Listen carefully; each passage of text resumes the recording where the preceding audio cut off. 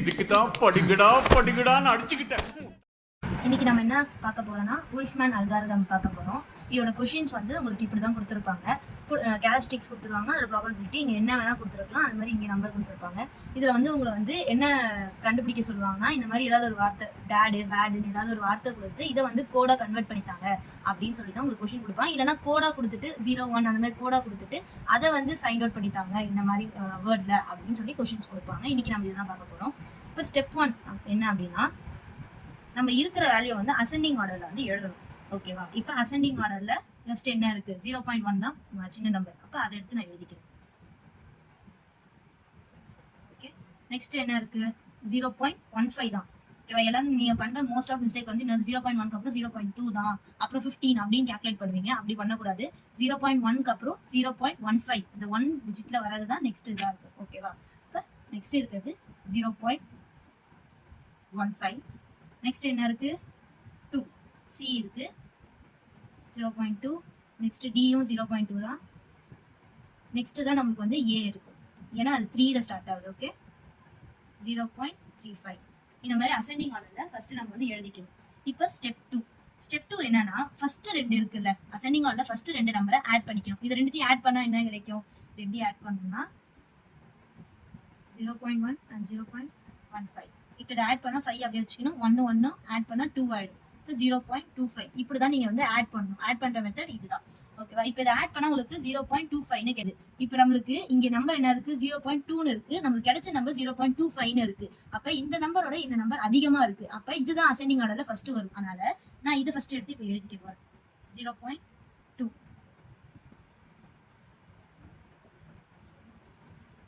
0.2.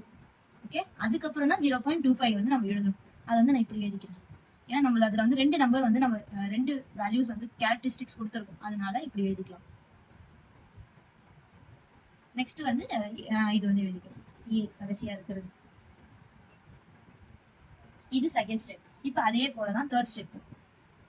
என்ன பண்ணும்? ஃபர்ஸ்ட் 2 நம்பரை ஆட் பண்ணணும். இப்போ இதை ஆட் பண்ணா என்ன கிடைக்கும்? ஆடிங் மெத்தட் அப்படி சொன்னா இதை அப்படியே ப்ளஸ் பண்ண வேண்டியதான். இப்போ 0.4 உங்களுக்கு வந்து இங்க கிடைக்குது. இப்போ 0.4 வந்து என்னது? இது இங்க இருக்க எல்லா நம்பரோட இது வந்து பெருசா இருக்கு. அப்ப இதுதான் கடைசியா வரும், இதெல்லாம் முன்னாடி வருமா? அப்ப இது ஃபர்ஸ்ட் வரது இதா தான் இருக்கும். அப்ப 0.25 ஃபர்ஸ்ட் நான் எழுதிக்கிறேன். அதோட கேரக்டர் வந்து இது பியும் ஈயும். நெக்ஸ்ட் வந்து ஏ தான் வந்து இதா இருக்கு. நெக்ஸ்ட் வந்து என்னது? இப்பதான் 0.4 வந்து நம்ம எடுத்துக்கணும். இதோட நம்ம என்னென்ன இப்ப எடுத்திருக்கோம்? சியும் டியும் ஆட் பண்ணாதான் அது கிடைச்சது. அப்ப சி டி. ஓகேவா? இப்ப இது பண்ணியாச்சு. இப்ப என்ன பண்ணும்? ஃபர்ஸ்ட் 2த்தையும் அதே மாதிரி ஆட் பண்ணும். அதுதான் ஸ்டெப் 4. இதை ஆட் பண்ணா என்ன வரும்? இந்த மாதிரி சைட்ல ஆட் பண்ணிக்கோங்க. மைண்ட் கால்குலேட் பண்றீங்க தப்பா போட்டுறாதீங்க, சைட்ல போட்டுக்கிறது நல்லது. இப்ப இதை ஆட் பண்ணா 10 1 கிடைக்கும் 6. அப்ப 0.60 அப்படின்றது உங்களுக்கு கிடைக்கும். அதான் 0.6 கிடைக்குது. இப்போ இது வந்து என்னவா இருக்கு? இந்த நம்பரோட இது ரெண்டு ஆட் பண்ணிட்டோம். இந்த நம்பரோட இது பெருசா இருக்கு. அப்ப இதை தான் நம்ம ஃபர்ஸ்ட் எழுதணும். ஓகே, இப்போ வந்து 0.4 ஃபர்ஸ்ட் எழுதிக்கிறேன். நெக்ஸ்ட் தான் வந்து நான் 0.6 வந்து எழுதிக்கிறேன். 60 or 6 நம்ம இதுதான். இது கீழே நம்ம என்ன நம்பர் ஆட் பண்ணமோ அதையும் சேர்த்து எழுதிக்கணும். 0.25 and 0.35 வந்து ஆட் பண்ணும். ஏன்னா நம்ம இதுல வந்து 2 கேரக்டரிஸ்டிக்ஸ் இருக்கு. ஆனால் நம்பர் வச்சு தான் நம்ம ஐடென்டிஃபை பண்ணணும். அதுக்காண்டி தான் நம்பரையும் எழுதிக்கிறோம். இ. நெக்ஸ்ட் இது வந்து ஏ. ஓகே, இது வந்து ஸ்டெப் 4. இப்போ நம்ம என்ன பண்ணோம்? இது ரெண்டுத்தையும் ஆட் பண்ணணும். இதுதான் ஸ்டெப் 5. நம்ம ஒன்னொன்னத்தையும் அசெண்டிங் ஆர்டர்ல மாத்திட்டு ஆட் பண்றதா இந்த ப்ராசஸே. இது ஆட் பண்ணா என்ன கிடைக்கும்? 0.4 plus 0.6 ஆட் பண்ணா 1.0 கிடைக்குமா? 10 அதான் 1.0. இப்போ நம்ம 1.0. இப்போ இதை ரைட்லயும் இதை லெஃப்ட்லயும் நம்ம எழுதிடலாம். சி, இது வந்து டி. ஓகேவா?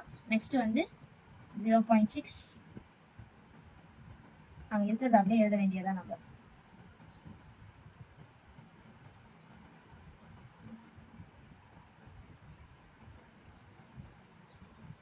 ஓகேவா?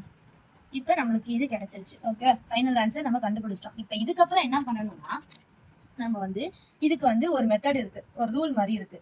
ரைட் சைட்ல நம்ம போற அந்த ட்ரீ மாதிரி இருக்கா? இப்போ வந்து நம்ம இதை கால்குலேட் பண்ணணும். ஏன்னா நம்ம ஃபைண்ட் பண்ண சொல்றது என்னது?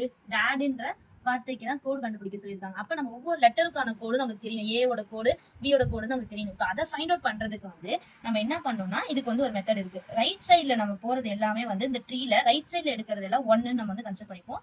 லெஃப்ட் சைட்ல நம்ம சொல்றது எல்லாமே 0ன்னு கன்சிடர் பண்ணிப்போம். ஓகேவா? இப்போ எப்படி அப்படின்னு நான் சொல்றேன். இப்போ ஏ இருக்கு. ஏ வந்து எங்க இருக்கு? இங்கதான் இருக்கு. ஓகேவா? ஏ வந்து கடைசியா இருக்கு. இப்போ ஏல நான் அப்படி இந்த இந்த இடத்துக்கு வரணும்னா நான் என்ன எந்த பக்கமா வரேன்? ரைட் சைட்ல வரேன். அப்ப இது 1, இது 1, இங்கேயும் 1. அப்ப நான் ஏவோட வேல்யூ என்னன்னு தரேன்னா 111 அப்படின்னு நான் கோடு தரேன். ஓகேவா? One second. இது வந்து ஏவோட வேல்யூ, அதனால 1 தான். ஓகே, 111 இல்ல, இது ஏவோட வேல்யூ 1 தான் ஏவோடது. அப்ப 11. நெக்ஸ்ட் இப்போ நான் ஏ ஃபர்ஸ்ட்ல இருந்து சொல்றேன். ஏல வந்து நம்ம வந்து என்ன சொன்னோம், இந்த பாத் வந்து இது ரைட் சைடு 1, இன்னொரு வந்து 1. இப்போ ஏவோடது வந்து நம்மளது வந்து வேல்யூவே என்ன சொல்லியிருக்காங்கன்னா 0.35 தான் சொல்லியிருக்காங்க. அதனால இது வந்து பாத்து கிடையாது. அதனால உங்களுக்கு வந்து இந்த 1 கன்சிடர் ஆகாது. இதுதான் இதோட பாத்தே. இந்த இதுதான் 0.35ன்றதே ஏ தான். அதனால வெறும் 1 தான். ஓகேவா? நெக்ஸ்ட் வந்து பி வந்து என்னது 0. இங்க இருக்கு பி வந்து. இப்போ ஃபர்ஸ்ட் 1, இங்க ஒரு பாத் 1, நெக்ஸ்ட் இது 0. இதை நம்ம ஆட் பண்ணி தான் இந்த பி வந்துச்சு. அப்போ இதுவுமே ஒரு பாத்து தான். அப்போ இதுவுமே வந்து லெஃப்ட்ல இருக்கு. அப்போ 0.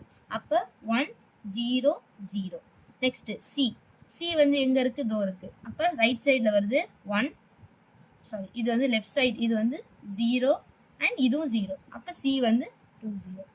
நெக்ஸ்ட் வந்து டி. டியுமே வந்து ஃபர்ஸ்ட் என்ன வருது? லெஃப்ட் சைடில் வருது 0.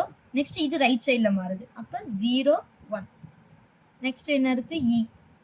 இ வந்து எங்கே இருக்குது? இதோ இருக்குது. அப்போ ஃபர்ஸ்ட் பார்த்து வந்து ரைட் சைடில் 1 வருது. நெக்ஸ்ட் லெஃப்ட் சைடில் போகுது 0. நெக்ஸ்ட் திரும்பி 1லே வருது. அப்போ 1 0 1. இதை வந்து நான் தெளிவாக நான் உங்களுக்கு எழுதுறேன். கேரக்டர் வந்து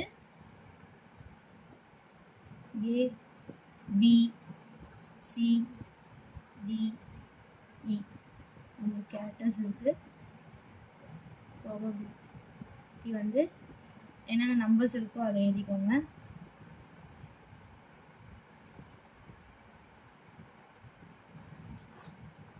நெக்ஸ்ட் வந்து